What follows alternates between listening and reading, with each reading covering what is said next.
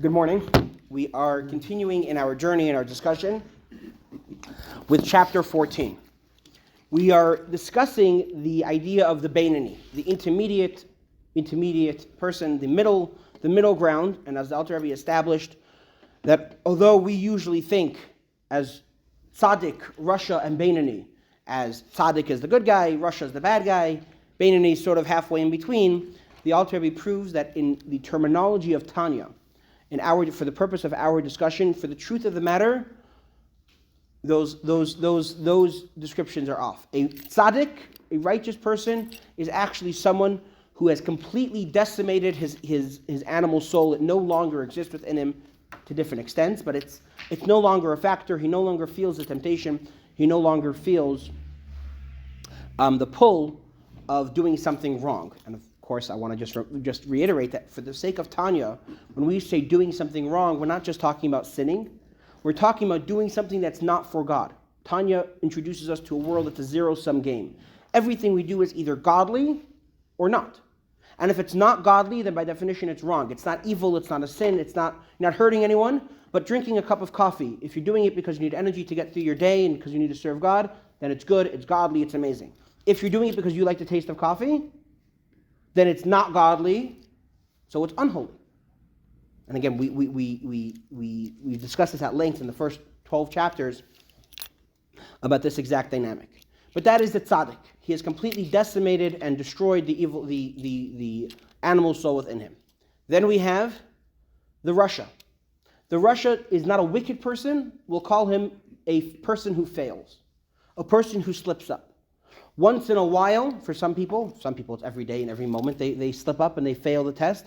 But a Rasha is someone who at some point falls and listens to his animal soul.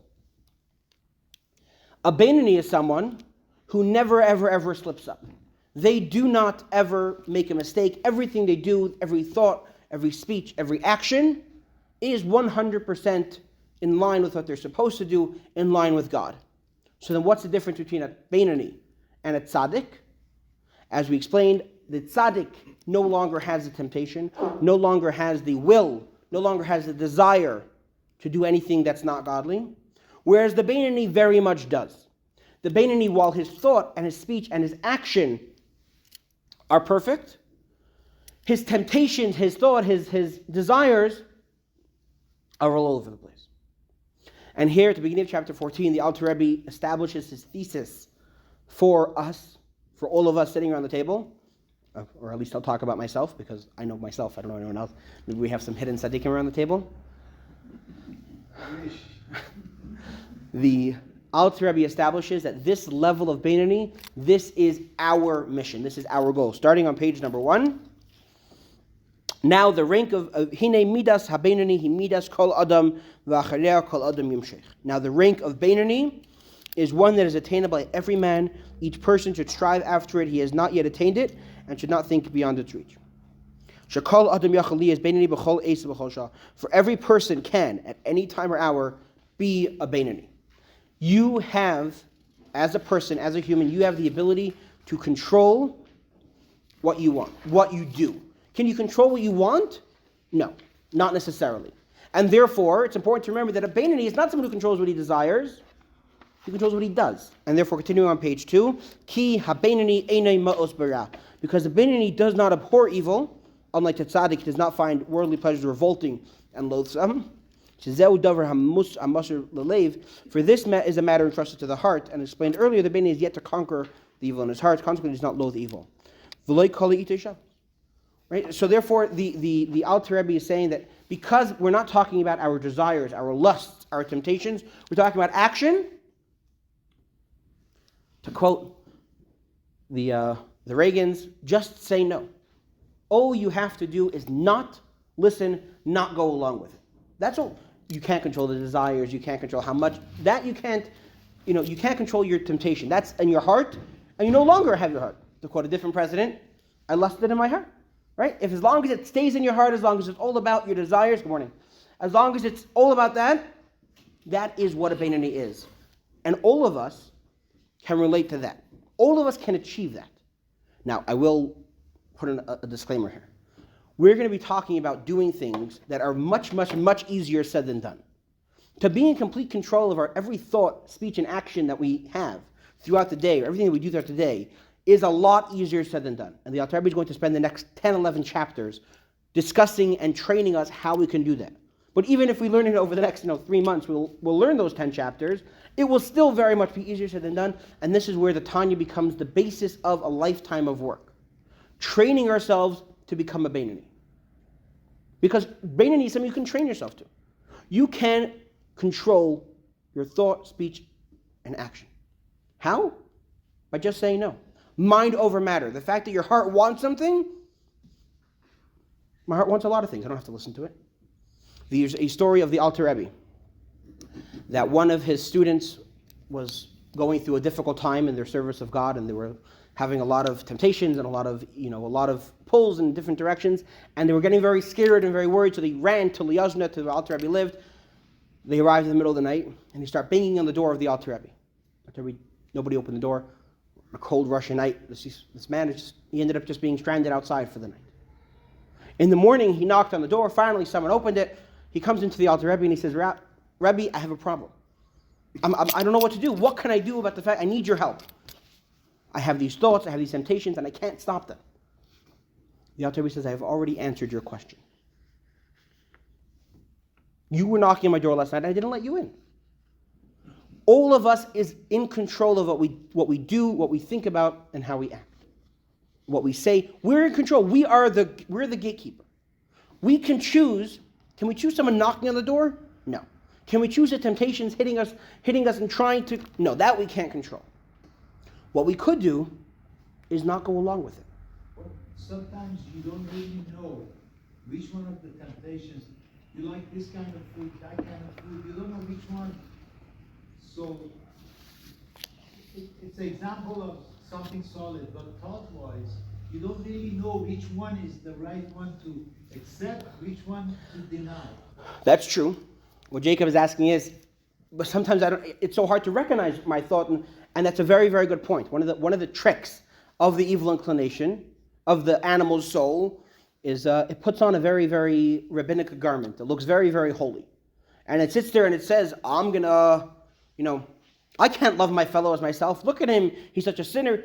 And it's an important skill. Absolutely. And we need to train ourselves. And the Alter Rebbe is going to discuss sort of how do you know that we're going to get to, when we discuss in chapter 32 about loving our fellow as ourselves and the emotions and loving God. It's not, but we all have parts of life. Let's start with the easy stuff. We all have parts in our life that we know are not godly, or we know are wrong, right? If we take it to the extreme, things in our life that we do that we know we shouldn't be doing. Like, I'd like to kill that guy. I'd like to kill that guy. That is there's no ambiguity. There might be some. If the guy's coming to kill me and I suddenly have a temptation to kill that person, that might be the godly soul. But besides for that, generally speaking, the pull, the temptation to, there's another Jacob, to answer your question, there's another answer we can give with a disciple of the Alter Rebbe called Rabbi Shmuel Munkes. He was famously sort of a jovial fellow, a very, I don't want to call him, he was a very holy chassid, I don't want to call him the class clown, but that's sort of the persona that he had. And there's one time that we're all gathered around for Brengen, and he was helping in the kitchen, bringing out the food, and there was the delicacy of the night, this delicious looking piece of meat, I think it was a lung, but a really, really delicious delicacy that everyone was really excited for to dig in. And so he decided he'll have some fun with his friends, and he starts dancing around and faking them out and putting it down and taking it off and having a lot of fun. And people getting madder and madder and start yelling at him, put it down, just stop. And while he's dancing, he goes and he slips it right into the garbage can. Everyone's all mad at him, all upset. Suddenly, the shochet, the person who had prepared the meat, comes running in, freaking out. Don't eat the lung, don't eat it. What had happened? There was a mistake, and he had prepared one, but the other one wasn't good, and there was some issue with it. So suddenly, all the students turned to Shmuel Munkes, and they started teasing him. What, are you suddenly performing miracles? You know that it wasn't kosher? What are you doing? So he said, I didn't know it was kosher or non-kosher. I saw how much everyone wanted it.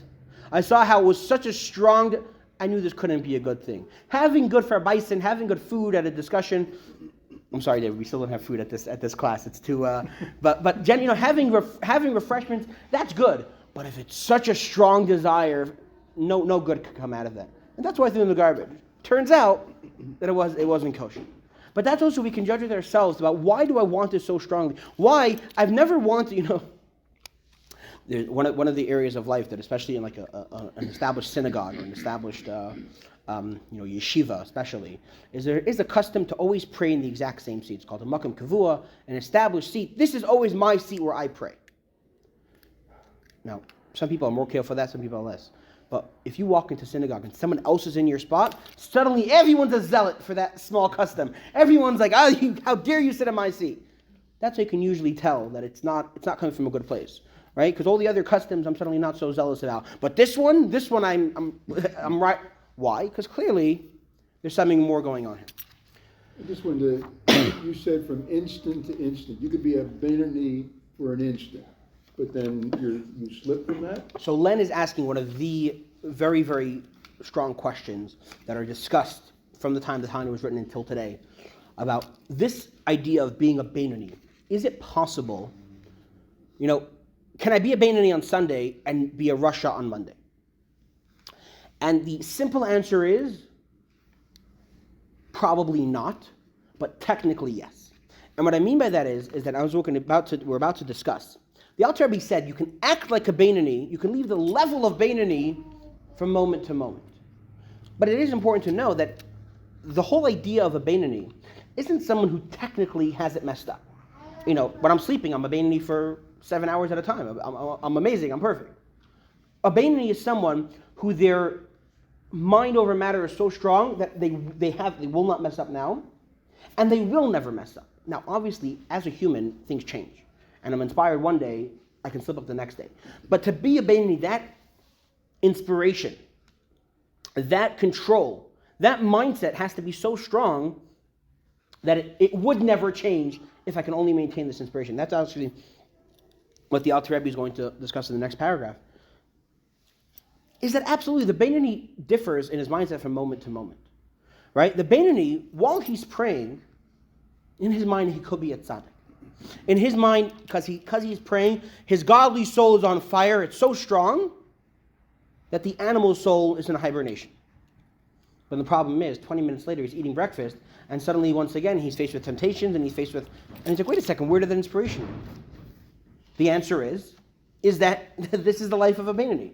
Sometimes your inspiration is stronger, sometimes your inspiration is weaker. You can go months at a time without feeling inspired, or you can go months at a time feeling on fire and not even feeling your animal soul.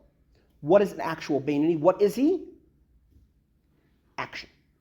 That's what defines a Benoni. No matter how inspired you are, no matter how not inspired you are, your action is different. Which is why it's very, it's practically very hard to say that someone is a Benoni on Sunday and suddenly messes up on Monday. Because where did that control go? Is it technically possible? Yes. You could be feeling very, very in control one day, and the next day you slip up. We're still human, and being a Benoni, by definition, means we're the perfect, imperfect human.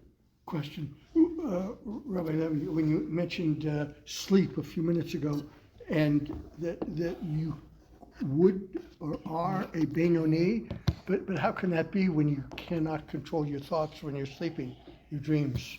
So I wanted to be clear. I was sort of speaking facetiously that when you're asleep, okay, you're not really a Benoni. Because yes, you happen not to be sinning, but it's but that's by default because you're asleep. Okay. Right? A Benoni is someone. Now, it is important to know. So what are you when you're sleeping? You're a person who's asleep. A Benoni means that you're. Listen, you could be a Benoni who's asleep, but the fact that I went 7 hours without sinning, it doesn't mean I was a Benoni for 7 hours. It means that I was asleep for 7 hours. Right? If someone's going on if someone's not eating for a day, right? They're on a plane and there's no food available. Do they suddenly, avoid eating non-kosher for a bunch of hours? Yes, they did. But someone's like, do they get credit for it? Do they resist the temptation? There was no temptation. There was no discussion. There is also, there's a lot to talk about how the things we think about by day can control what we dream about by night, and it is definitely a more nuanced situation. Okay. I have a question before we move on, if I may, please. Mm-hmm. At the top of the page 2, we can say a Benoni does not abhor evil. Now, evil is a very strong word. Yes. The meaning of it. So what would be the definition of evil? So that's, as we discussed, when we talk about in Tanya, when we talk about evil, or in Hebrew, Ra, we're talking about anything that is not God. Because by anything that's not, we're not talking about, we are talking about anything that is not godly. In Tanya, goes in daily life, having a coffee is not evil. Right? And I don't want anyone to walk, living our life as normal human beings is not evil, is not wrong. Right. But the question that Tanya challenges us to ask is this godly? Is my coffee godly? Yes? Amazing. No, it's not wrong, it's not a sin, everything is great. But because it's not godly, then it's by definition ungodly. Right? Because being godly is a binary state. Either this is for God, to strengthen my connection to God, right? Or in the language that we've been using over the past 13 chapters, this coffee is either serving my godly soul or my animal soul. Am I having it for selfish reasons or am I having it for holy reasons? If it's for selfish reasons, then it's evil because it's against God. And that's where the mind shift that Tanya wants us to have, is that we always imagine, and it's the same thing with the terminology of tzaddik, rasha, and beinoni, right? You tell me I messed up once last week, I accidentally had a thought that wasn't holy, and suddenly I'm a rasha? Suddenly I'm a wicked person? No. That's why we retranslated. Rasha doesn't mean wicked person. Rasha means a person who slips up. Yeah, we are. Yes, unfortunately, if I slip up, now, can I change the person I was last week? I'm no longer that person. That gets more into Len's question. But for a moment, let's forget about a lifelong battle. Let's talk about this minute.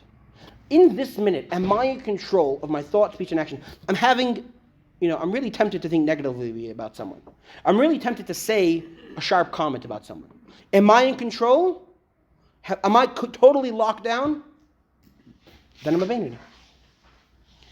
Continuing on page 2, right before that middle paragraph, V'loi kol itim shavis, also not all times are alike. Elo surmei rava asei teiv, dahainu b'poel mamish, b'maisei dim rachshava. Right? So we're talking about the beinoni. He is not in control of his emotions. Sometimes during prayer, he's completely inspired. Sometimes during the workday, he's completely not inspired. But that has no bearing on his actual actions. A beinoni is someone who has thought, speech, and action. Rather, the task of a beinoni is only to turn away from evil and do good in actual practice, in deed, speech, and thought. In these matters, as opposed to the matters of the heart, every man is given the choice, ability, and freedom to act, speak, and think even that which is contrary to the desire of his heart and is diametrically opposed to it. No matter how much you want to do something, no matter how much you are attracted to a certain thing, you don't have to do it. Every single human being has the ability to have self-control about our thought, speech, and action. We don't have the ability to control our temptations necessarily, or usually necessarily not. We do not have that control. But we absolutely have the control about what we do, what we say, and what we think. Continuing on page 3. For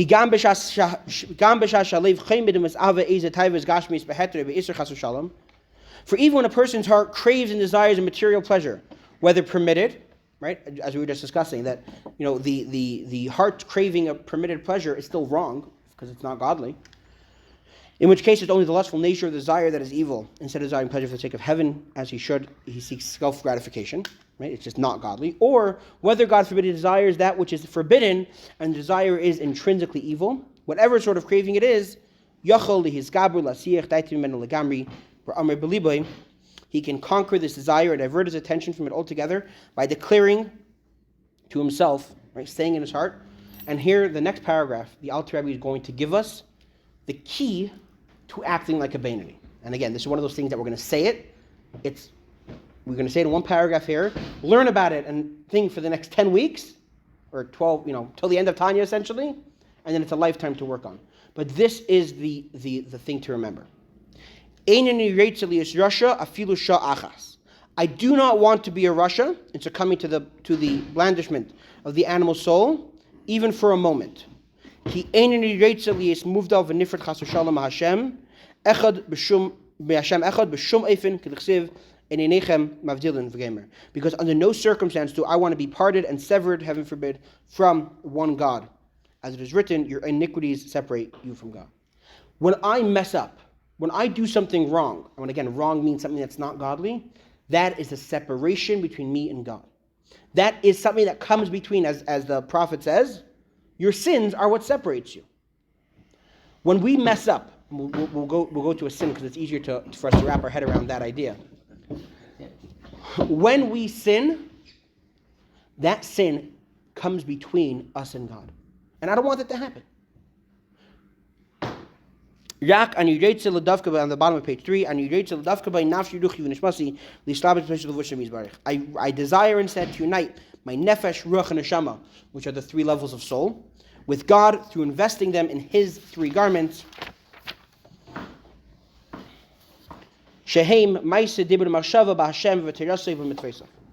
Namely, action, speech. Sorry? Action, speech, and thought dedicated to God, His Torah, and His commandments. That's the only thing I want to do. This is page 4.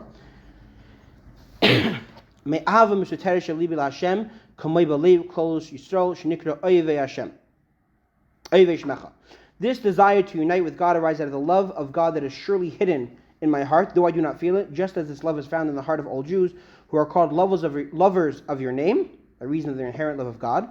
Although we don't necessarily feel this God, but every single Jewish person has an innate inner love for God. And how do we know that? What's our proof that every single Jewish person? So Stephanie, you'll have to excuse me because this is a repeat from what we discussed on Tuesday. For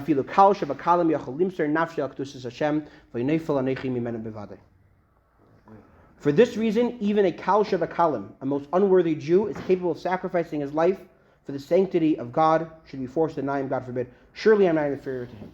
And here, with this paragraph, with this statement that we're supposed to make to ourselves, the Alter Rebbe is introducing us to the secret of being a Beinoni, the secret of self-control.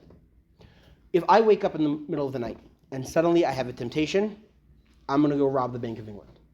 I'm going to go commit a sin. Right? We're actually using very positive, very not attacking. I'm going to go rob a bank. My entire body needs it. All I have to do to myself, and this is a very delicate all, because this is a lifetime of work to really be able to tell myself, if I rob that bank, I'm sinning. A sin is a separation between me and God. That is not what I want. I, as a Jew with a soul who loves God, I want to be connected to God. By sinning, I'm being disconnected from God. Every single Jewish person, even someone who's what he calls a kal shebakalim, the lowest of the low, right? No matter what kind of life a Jew lives, when they're faced with the choice of either convert or be put to death, we always, are there exceptions? Yes, and we'll discuss why those exceptions come. We always choose the option that doesn't separate us from God. We'll always choose to remain connected to God. No matter who they are, and I really feel like as Jews living in 2026, many of us experience this firsthand or at least secondhand with people who were so unaffiliated, and suddenly October 7th comes, and they're suddenly inspired, they're suddenly upset. What are you upset about? You haven't been part of the Jewish community in 30 years. Why are you suddenly so affected by October 7th? It's because this cut to the chase of what it means to be a Jew, the Jewish connection we have with each other, and the same is true with our connection of God. Thank God we haven't had this choice in a couple hundred years. But whenever there was this choice of either convert or be put to death, a Jewish person cannot become separated. Now, the obvious question we're going to ask is, if that's true about giving up my life, if I can give up my life for God, why can't I give up my ham sandwich for God? Why is that? If even the most undisconnected Jew can give up their life for God, then why is it that I can't control myself? And the answer is, what the Talmud and what we're going to call in a moment is a ruach shtus, a spirit of folly, some foolishness. We delude ourselves into thinking that this will not separate me from God. Because yes, the choice of either convert or be put to death is so binary that it's impossible for me to think that converting won't separate me from God. But eating a sandwich, it's a sandwich. is the sandwich really going to separate me from God? Is the sandwich really such a big deal? That is that spirit of folly that enters my mind. And that makes that even though factually, yes, factually, the non-kosher food or even the kosher food, if it's the wrong reason, separates me from God. I confuse myself. I fool myself into thinking that it's not really so bad. And that's why even like throughout history, and this is of course not coming from a place of judgment, we don't know why people made their decisions, and we're God forbid, never, God willing, never going to be in a situation to, but why is it that some people, when given the choice to convert or not to convert, sometimes people chose the thing to convert? Is because that spirit of folly could be so strong that they say to themselves, I'll say I'll convert, but in my mind I'm not really converting. And therefore it's not so bad. Which may be true, maybe not true. Again, we're not getting into discussion about that. Right? But the conversos, the crypto Jews in Spain, they were faced with that choice. Either get expelled or convert. So many of them converted, and I actually don't know numbers, but those that converted, in their mind they were saying, I'll continue living as a secret Jew. And that's why they were able to say to themselves, it's not such a big deal to convert. And that is what we do to ourselves every time we mess up. When I'm faced with a choice, do something, do a sin or not, really, if I was able to peel away all the foolishness, all the branding, all the propaganda, I would realize that is the same binary choice. Sinning means equals separated from God, which as a Jewish person with a soul, with an innate love of God, I cannot do. You can argue that because we're all children of Adam and Eve and we're all created in God's image, whether you're Jewish or not Jewish, you have the desire. It should be the desire to connect with God. Yes, and we gave this introduction when we first started learning Tanya. The Tanya is a book by Jews for Jews, and therefore the topic is going to be focused on Jews. How does this work with non-Jews? Yes, we know that non-Jews also have free choice. They also have the connection. They also have the 7 Noahide commandments. There's a lot to discuss about that, but that's not the topic of the Tanya. The topic of the Tanya is all of us, every Jewish person has a strong godly soul within us. That godly soul has an innate connection to God, which means by definition that inner thing does not allow me to become separate from God. Then how could I possibly do it? By listening to branding. I'll give you an example. No one in their right mind would choose to give up their life. Just randomly walking down the street saying, you know what, I'm going to check it. Unfortunately, there are situations, there are stories, there are usually chemical imbalances, we'll call them, which cause things to happen. But if we were to know with 100% certainty that every single cigarette that we consume cuts off 15 minutes of our life, no one would smoke. Because would you really, if I were to walk up to you and give you that choice of give me 15 minutes of your life, no one would do that. Everyone, right? Life is so intrinsic to who we are. Then why is it that people eat unhealthy or smoke, even though it is shortening their life? Because it's not such an obvious A equals B, right? The food companies and the tobacco companies invested so much money into convincing us that it's not such a big deal. Is it unhealthy? Yeah, it's probably unhealthy. But is it such a big deal? No. And therefore, I can't resist the temptation. But if we knew with certainty, if we were to cut through that foolishness and realize with 100% certainty that this is bad for me, this is shortening my life, it's making me unhealthier, it's taking away from my life, we wouldn't do it. And this, I think, goes to show that what we're learning now is the facts. But these facts that we're learning, we can all stand up from here knowing this in our mind, but not actually doing anything about it. Because when we spoke about the human attributes, right, there's the wisdom, understanding, and then there's das. There's the making it personal, making it real. If we think for a second, the next time that we are tempted to rob the Bank of England, or the next time we're tempted to rob a bank, and we failed a test before, or use others, the next time I'm tempted to say some gossip. I'm sitting with a friend and we're talking about a third guy, and it's like, that person is really, at that moment, what I have to do to myself is, yes, I'm very tempted. I can't do anything about the temptation. But if I open my mouth and say those words, I am being severed. I'm putting a block between me and God. Just as if I would serve an idol. Would I serve an idol right now? No. then why am I willing to do this that's going to cause the same separation? Now, the Alter Rebbe discussed at length. Is it really the same? Is it as strong? A lot of nuance there. But peeling away all the technicalities, sinning, even something as not a big deal as gossip, makes a separation between me and God. If that's real to me, if that is how I live my life, then every single time a temptation comes up to sin, the same internal power that I have to not go serve an idol worship, no matter the consequences, that same power should stop me from serving, from listening to this temptation, from gossiping or robbing a bank, whatever it is. Now, we're going to discuss this at length over the next few chapters, because this is really the message of Tanya. We spent the first 12 chapters establishing the facts of life. Who we are, what a tzaddik, what a rasha, what a beinoni is, all of those facts.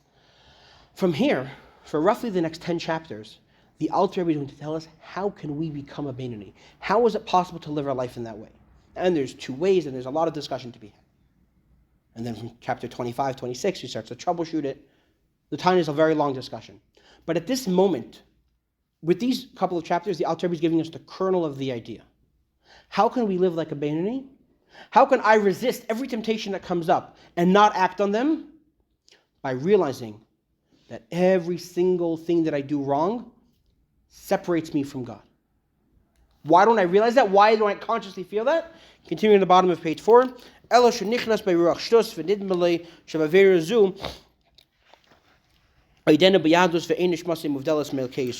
is only that a spirit of folly has overcome, literally entered him, and our sages say, no man sins unless overcome by a spirit of folly. He imagines that committing the sin will not affect his Jewishness, and his soul will not be severed thereby from the God of Israel. In fact, at the moment that someone sins, there is a separation, as we'll discuss at length in the next few chapters. But that is true. If I can make that real, if I could be conscious of that every time I'm tempted to sin, there's no way I'll actually sin. Continue on page 5. V'gam, similarly, the Kal Shabbat neglects the positive mitzvahs, although the natural love of God dictates that he fulfills them because he also forgets the love of God hidden in his heart.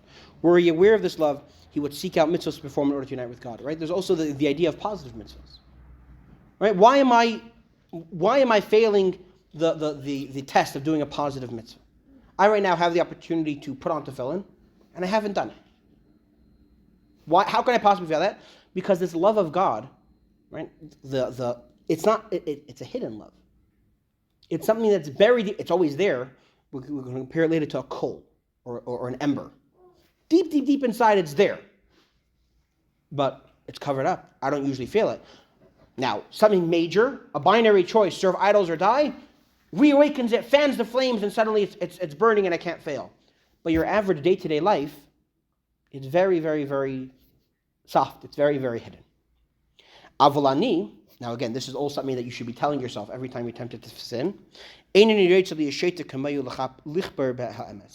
All this applies to the Kal Shabbat, but as for me, one should say to himself, I have no desire to be such a fool as he to deny the truth.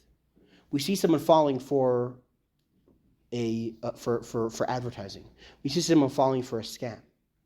All of us like to say to ourselves, I'm not going to ever be that foolish. I would never make that mistake. And that's what we should tell ourselves when we are tempted with a sin. Say, this is the kind of advertising that fools a 2-year-old, right? This is the kind of thing that fools fall for.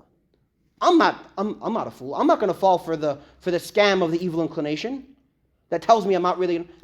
I'm better than that. And that's when we do that in our mind. If we're able to lock that down, then we will never sin. But again, that's only about thought, speech, and action. When it actually comes to, I'm tempted, therefore I'll do something about it, I'll say it's something wrong, even think, right? I think the finest line in this is the line between temptation and thought, because they both come up as thoughts in our mind, right? I have the initial desire, but then dwelling on it is where the sin is where I sin with my thoughts. If I have initial desire, I want to go rob the Bank of England. Okay, if I can push that out of my mind, great. But if I start planning and thinking and scheming and like, wow, how amazing would it be if I would? That's where we start to sin. That's where we start to mess up, even in our thoughts. And that's where the Beinoni says no. However, continuing at the bottom of page 5, Masha'en came b'davar hamusar b'lev, dahainu sheyiyah hara mos mamish b'lev v'sanei. It is different, however, when something is entrusted to the heart, i.e. involving one's feeling, meaning in our cases that one's heart actually abhors and despises the evil he now craves. To actually be turned off, to actually be disgusted by the evil, which, as we discussed, that's a level of the tzaddik, and there's multiple levels of tzaddik. Betachas hasina, afilu shalei betachas hasina, whether with absolute hatred, as the perfect tzaddik does, or even not quite utterly, as the incomplete tzaddik, right? But the idea of hating something, hine zeh, on page 6, hine zeh, I efsher sheyiyah, be'emes lamitasei, elei goydol v'tekev avos Hashem, v'chinas ava b'tenugim, l'aneg al Hashem. This cannot be attained in complete truth, except through the level of intrinsic love of God called love, which experiences delight. Sorry? Intense love. Oh, intense. Sorry. Love of God called love, which experiences delight, which consists of delighting in Hashem's godliness. I'm a human. You'll never convince me that God is better than cheesecake. You just can't. I'm a human. You can't. A tzaddik is able to have that. A tzaddik is someone who trains themselves that even their body, even living in this world, they experience pleasure in godliness like you and I, no one specific, obviously I'm talking to myself, experience delight in this world. Why is that? Because they are experiencing the world to come. The world to come, the next world, the spiritual world, is reversed from this world. This world, the physical things are pleasurable, and the spiritual things you have to go find in a book. The world to come, we have actual pleasure. That's what reward for the soul is, to have actual pleasure from godliness. A tzaddik experiences that in this world. They have actual pleasure from godliness. Me'ein olam haba, akin to the bliss of the world to come. Right? In the world to come, the souls bask in the pleasure of godliness. They experience real pleasure from godliness. That's what a tzaddik has. The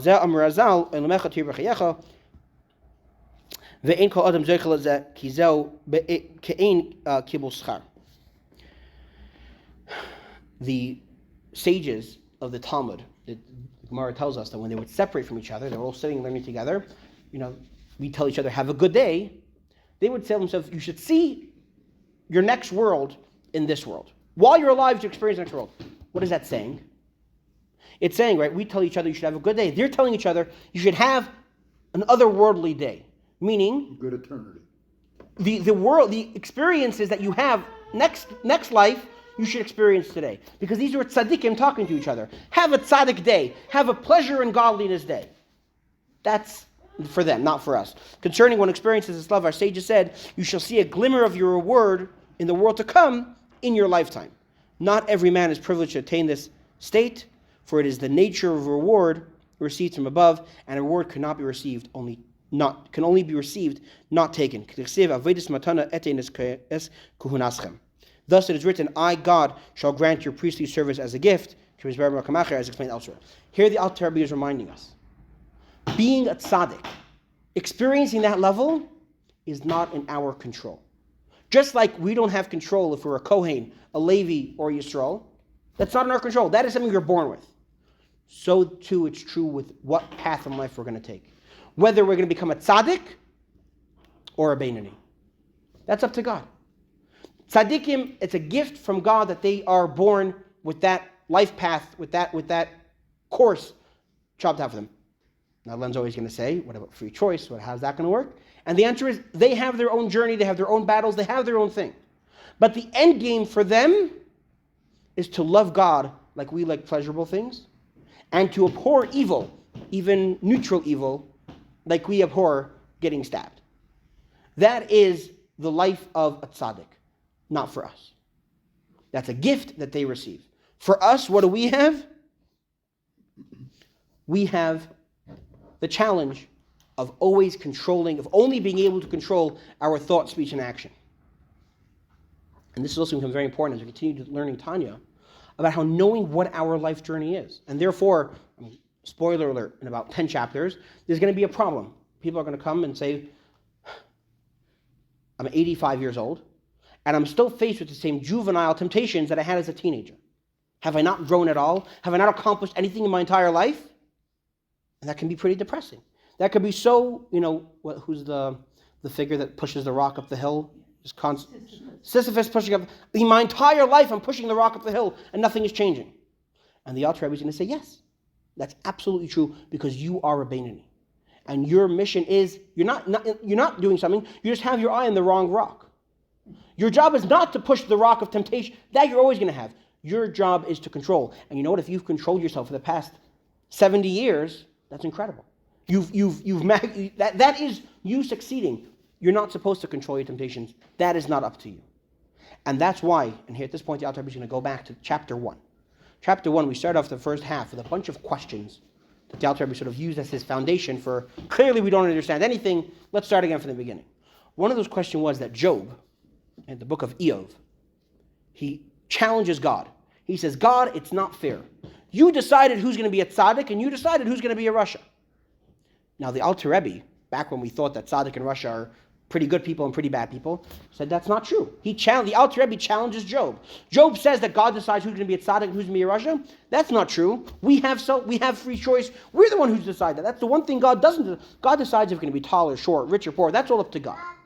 But what you're going to do if you're going to be a tzaddik or a rasha, that's up to us. So why is Job saying it's not fair? God decides who's going to be a tzaddik and a rasha. Now we can understand. What Job was saying is not that God chooses my action, but God chooses my life plan. Us, the Beinoni, the struggler, might look at a tzaddik and say it's not fair that they've overcome their temptations. It's not fair. And that's what Job was saying. Because God is the one who decides, are you going to be a tzaddik or are you going to be a struggle between a Beinoni and a rasha? Continuing on page 7. V'lachein amar Eov barasa tzaddikim. Therefore, Job said, you have created tzaddikim. Ukadisa b'tikunim. Sheyesh b'neshamas Yisrael kama min madrigas bechinas. As is stated in Tikunei Zohar, there are many grades and degrees in the Jewish soul. Chasidim, Geberim, Miskabim al Yitzram, Mari Torah, Neviim, Tzadikim, Ayin Sham. Pious men, strong men who gain mastery over the evil inclination, scholars of the Torah, prophets, Tzadikim, and so forth.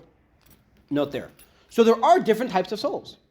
There are people that are born with the soul of a tzaddik, which means not that they're born perfectly, but they're born with the life plan, with the mission, with the journey of becoming a tzaddik.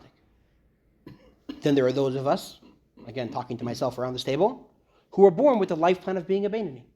And that's what Job was saying. Not that God creates good people and creates bad people. He creates tzaddikim and rishayim, which have to fight to be a Beinoni. And now the Alter Rebbe goes back and discusses another point that we discussed in chapter 1. This is actually the opening lines of the Tanya. What happens right before soul is born? The soul is made to swear.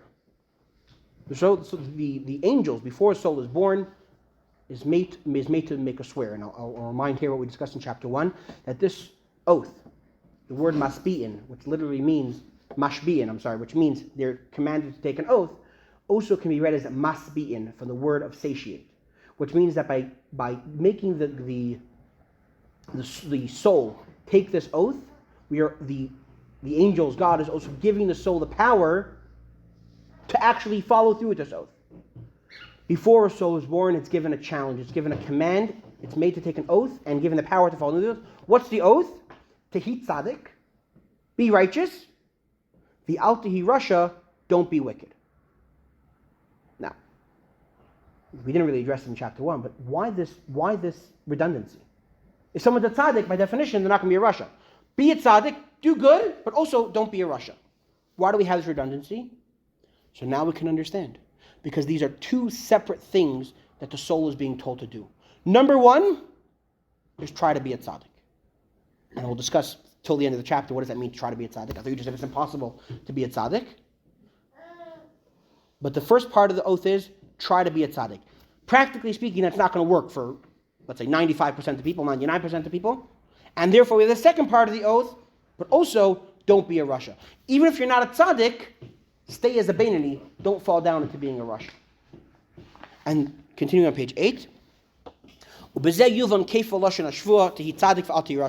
Now we may understand the repetitious wording in the oath administered to every Jew before birth. Be a tzaddik and not be a rasha, as quoted in the Talmud opening of the Tanya.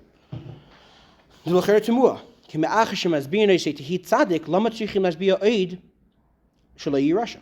At first glance, it seems puzzling. Once he is charged to be a tzaddik, implying clearly that he is not a Rasha, why the need to adjure him and not be a Rasha? Ela mishum she'ein kol adam zeichel li es tzaddik, ve'ein lo adam mishpat ha'bechira b'zeh kol kach, lisnaig al Hashem be'emes, she'yeh hara mos mamish be'emes. The answer is that as much as not everyone is privileged to become a tzaddik, nor has a person the full advantage of choice in this matter of experiencing true delight in God and of actually truly abhorring evil,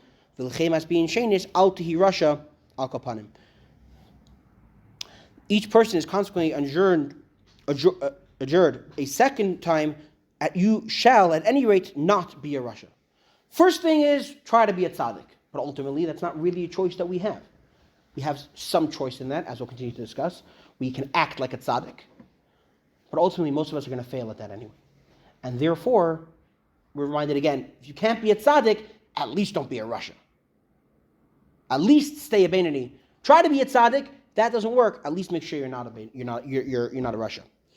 Ubezeh, and in this, mishpat bechira reshus nusnu l'kol adam, and choice to this, not being a Rasha, right, remaining a Beinoni, the right of choice and freedom is extended to every man. Limshal beruach ta'aves b'shavalibai lichbei shitzrei shelo yeh Rasha afilu shal achas koyamav, to control the spirit of lust in his heart and to conquer his nature to not be wicked even for one moment throughout his entire life.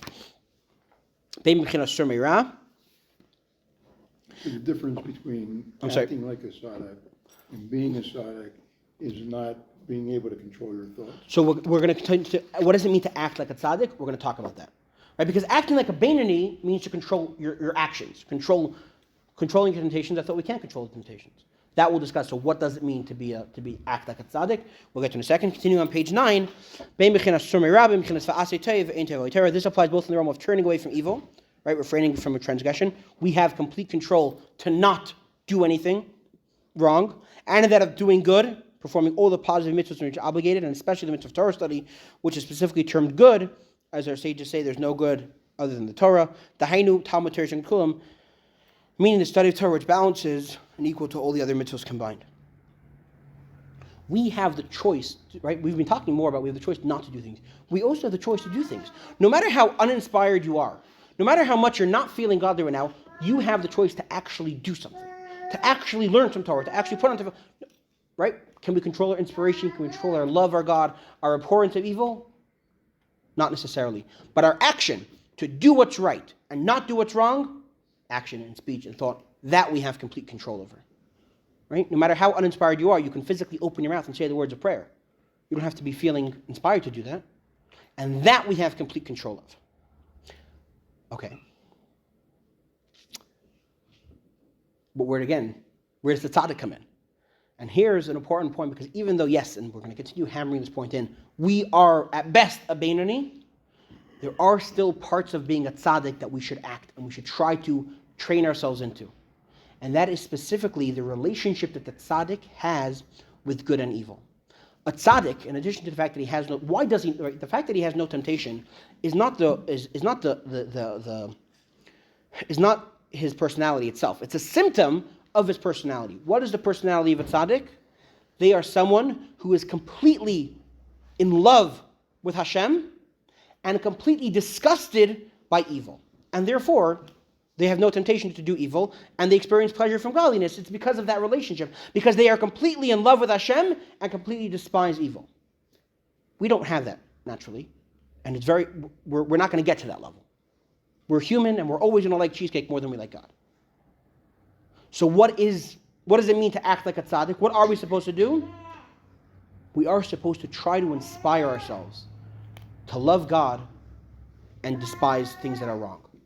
On some level, at some point, some version of that we should still experience. How? Continuing at the bottom of page 9.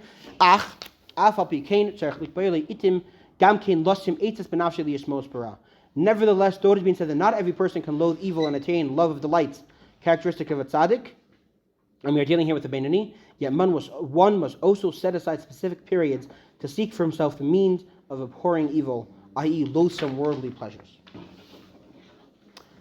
Now, the author is going to give us an example. How can I despise evil?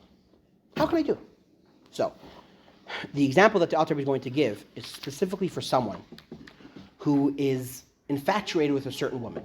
It's a sinful act. It's an inappropriate relationship. But what can they do? They're just completely smitten. They're in love, and they don't know what to do about it. So the sages tell us, instead of focusing on the beauty, on the amazingness, think about the dark side. Think about she's a human, just like any other human, and every human has disgusting parts about them. If you focus on the disgusting, not God forbid to say that any person or any woman is disgusting or is abhorrent or is anything like that, God forbid.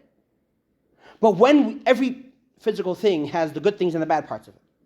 Therefore, by focusing on the negative, by focusing on disgusting, you'll come to develop a disgust for that woman, as in a sense, to develop a sense of repulsion for that woman. How can you do that? She's so beautiful and so amazing. Well, think about other parts of her that maybe aren't so beautiful and so amazing as we continue on page 10. For example, following the advice of Kugain, Ba'atzaz Chazal, Isha Chama Malaya Tsoya Chulu, Ukahai Gavna. For example, following the advice of our sages on overcoming a lust for a woman, let one reflect on their words, woman is a vessel full of filth, and the like. And again, this is not gender specific. If a woman is faced with a problem with a man, same thing. Think about them in the most disgusting, repulsion possibility, or even not between people. Food. Right? The next paragraph, someone who's really tempted by a certain piece of food. Think about where that food's going to be in 6 to 8 hours. Is that normally how we should go through life? No. We look for the beauty in everything and everyone. But if we're faced with a very strong temptation, there's always the dark side to think about. There's always the disgusting side to think about. Right? These days when people are very... I'll get to my example in a second.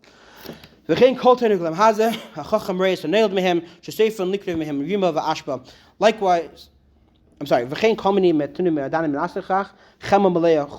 so too one may learn to despise gluttony by reflecting that all dainties and delicacies similar become vessels full of waste. Likewise, with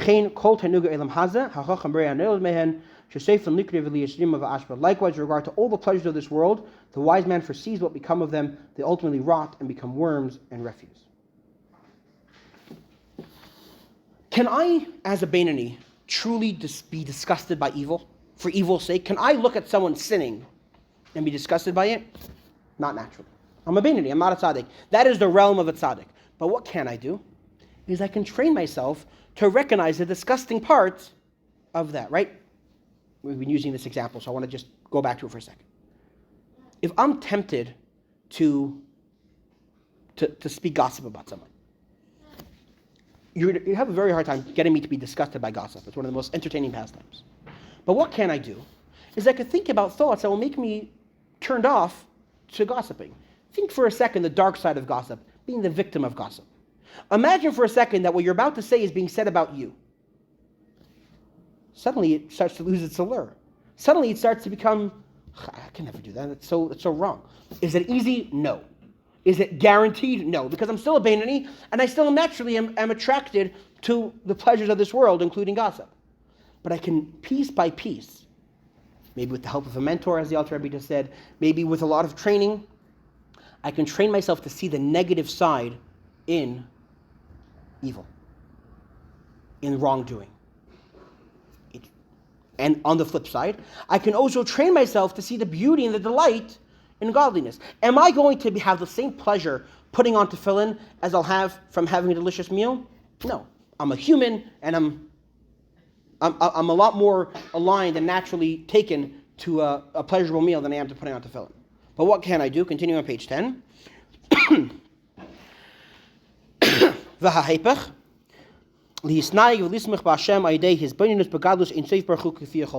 Conversely, one should train himself to delight and rejoice in God by reflecting to the best of his ability on the greatness of the blessed Ein Sof.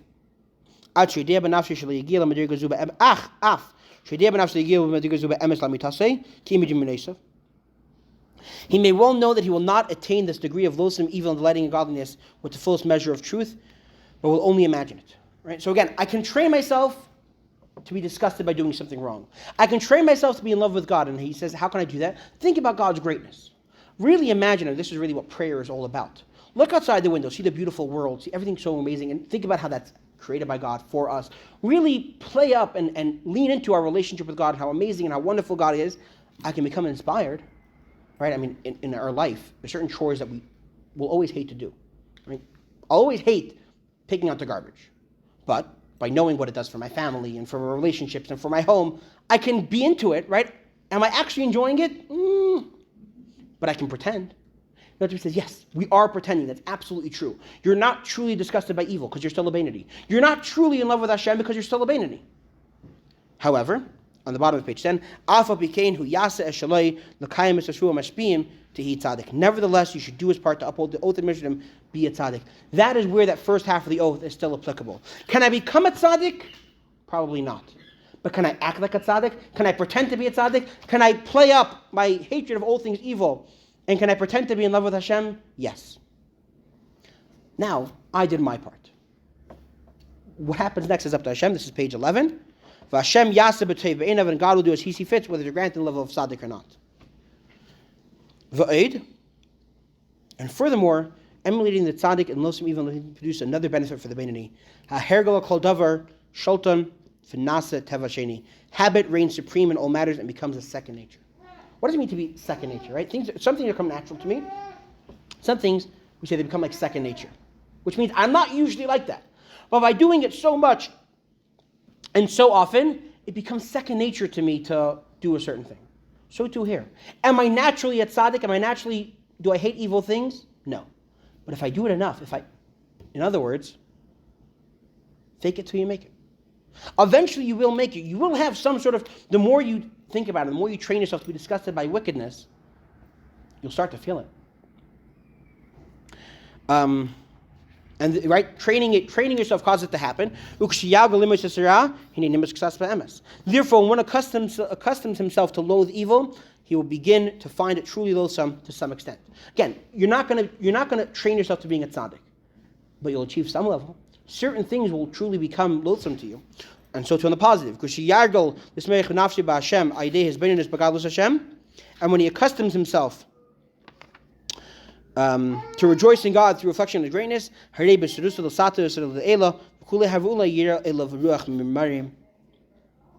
then on the principle that an arousal of man below brings a corresponding arousal above, perhaps after all this effort, a spirit ruach, from above will descend upon him. Now here the Alter Rebbe gets a little bit Kabbalistic and says even someone who's not born as a tzaddik can have something else happen.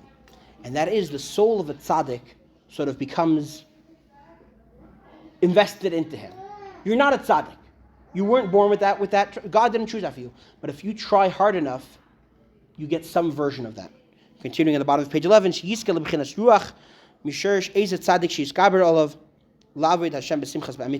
be granted him that the soul level of ruach, originating in the soul of some tzaddik, will be impregnated in him, that he may serve God with true joy.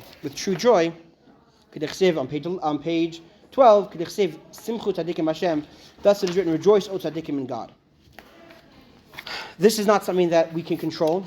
It's not something that we truly know if and when it's going to happen, but it is possible. Fake it till you make it is not just because we train ourselves.